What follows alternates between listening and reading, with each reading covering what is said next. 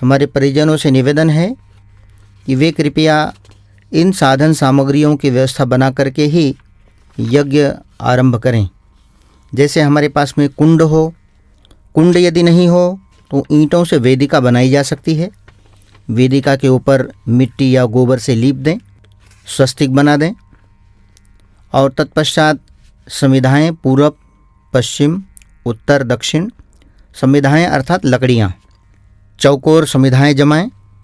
समिधाएँ सूखी और पतली हों।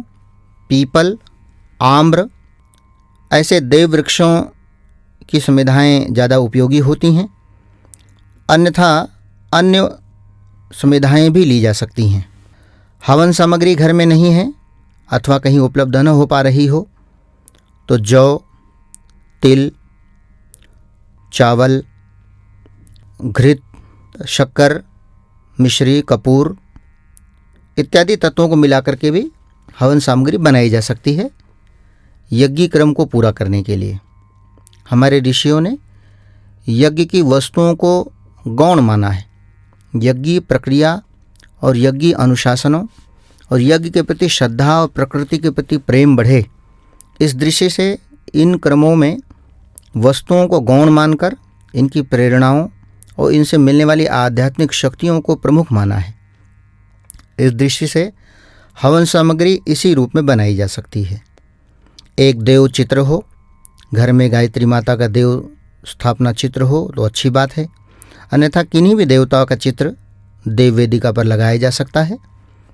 पीला कपड़ा बिछा दें, तत्पश्चात देव मूर्ति रखें, चित्र रखें।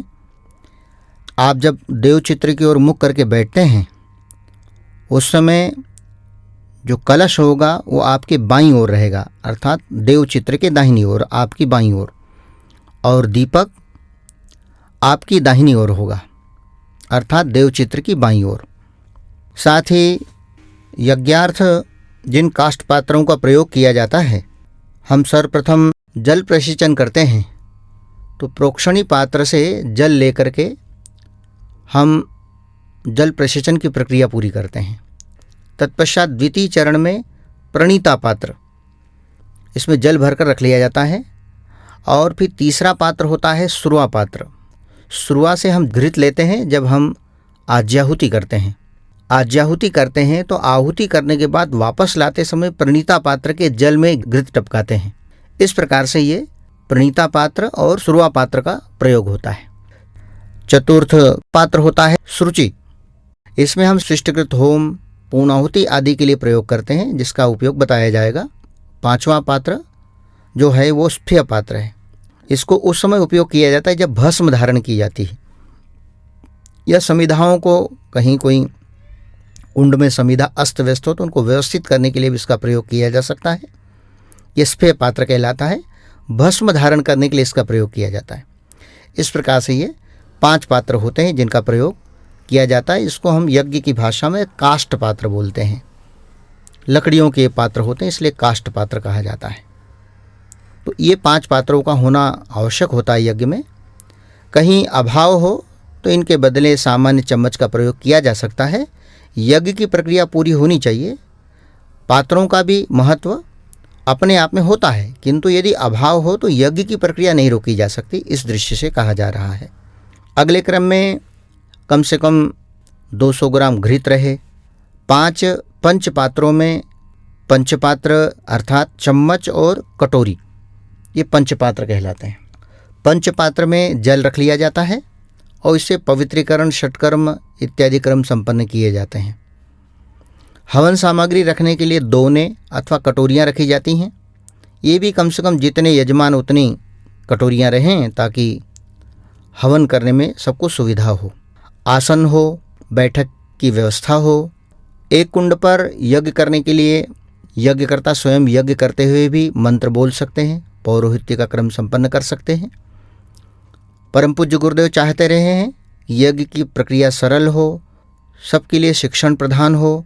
कर्मकांड भास्कर अथवा संक्षिप्त हवन विधि यजमान के पास अवश्य पुस्तक हो, जो उस पुस्तिका के माध्यम से मंत्रों, क्रियाओं और प्रक्रियाओं को व्यवस्थित ढंग से संपन्न कर सकें। साथ ही एक नारियल का गोला हो जिसको पूर्णाहुति में प्रयोग किया जाता है। नारियल का गोला सूखा हो और कटा हुआ हो, छिद्र हो उसमें, तो ज़्यादा अच्छा होगा। साथ ही सृष्टिकृत होम के लिए शक्कर, मिश्री, गुड़ या कोई भी अच्छी शुद्ध मिठाई ली जा सकती है सृष्टिकृत होम करने के लिए।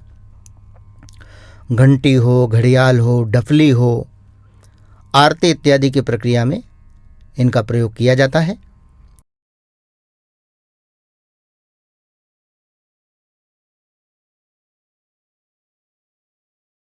कोरोना कृमिनाशक मंत्राहुति। वर्तमान में विश्वव्यापी कोरोना वायरस नामक विषाणुओं के विनाश हेतु यह आहुति आदित्य को समर्पित है। ओम उद्यन्नादित्यः कृमीन् हन्तु निम्रोचन् हन्तु रश्मिभिः ये अन्तः कृमयो गवे स्वाहा। इदम् आदित्यगणेभ्यः इदं न मम। कोरोना जनित रोग निवारणार्थम आहुतिः। कोरोना वायरस से उत्पन्न रोगों के निवारण के लिए ये आहुति सूर्यदेव को समर्पित करें। ओम शीर्षक्तिं शीर्षामयं कर्णशूलं विलोहितं सर्वं शीर्षण्यं ते रोगं बहिर्निर्मन्त्रयामहे स्वाहा। इदं सूर्याय इदं न मम। आपद्रक्षार्थम आहुतिः। ये आहुतियाँ आपन्न संकट से सुरक्षा के लिए वैश्वानर देव को समर्पित करें। मंत्र में उल्लेखित प्रथम स्वाहा पर आहुति न करते हुए द्वितीय स्वाहा पर स्वयं स्वाहा बोलते हुए भावनापूर्वक आहुतियाँ समर्पित करें।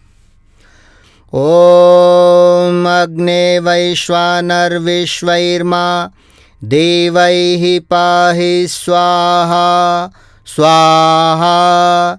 इदं वैश्वानराय इदं न मम। हमारे YouTube चैनल शांति कुंज वीडियो गायत्री परिवार को सब्सक्राइब करें एवं बेल आइकन जरूर दबाएं ताकि गायत्री परिवार की विभिन्न गतिविधियों की जानकारी आपको मिलती रहे।